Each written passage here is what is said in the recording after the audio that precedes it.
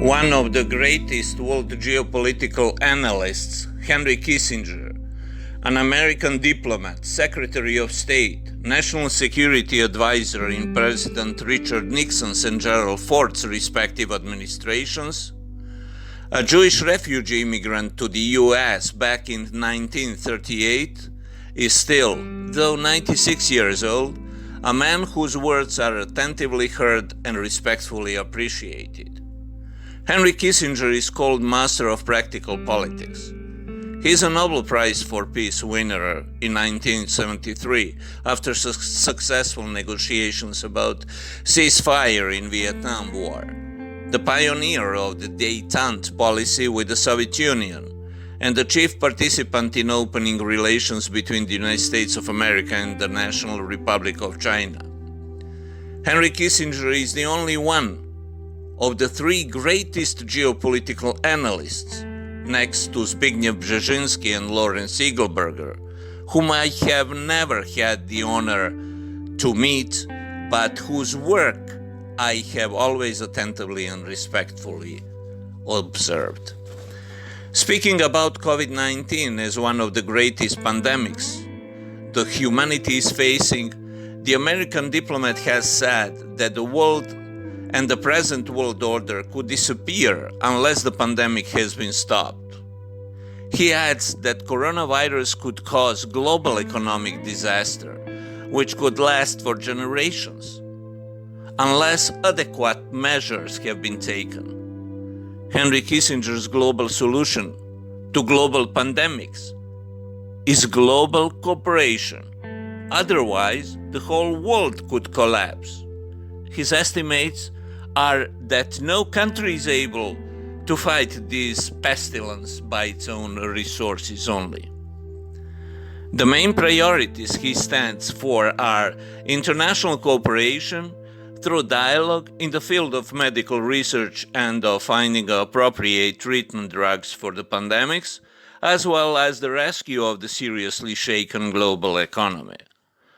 Obviously, Henry Kissinger places focus on dialogue and international cooperation as tools for solving this big geopolitical problem.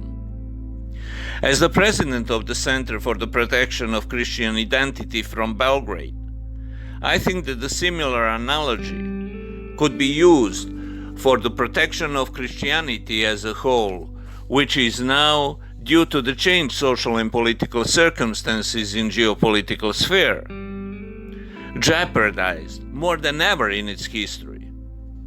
It is generally known that during the process of globalization, the mankind has not been sufficiently dedicated to spiritual values, the Church and the Lord, which resulted in tremendous breakthrough of mass media, which deal with the external visible world and fake news that have negative impact on people's mind, especially those of young population.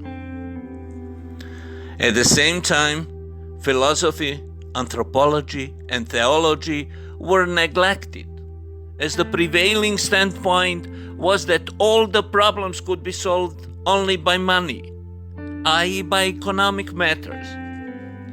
Therefore, it is absolutely vital that Christian communities would establish more dynamic and tighter mutual communication, mutual dialogue, in order to promote spiritual values which are based on faith and authentic way of life. Just as coronavirus could cause global health and economic disaster, jeopardizing Christianity as the most dominant religion in the world could cause jeopardizing Christian identity, ethics, morality, family and family values.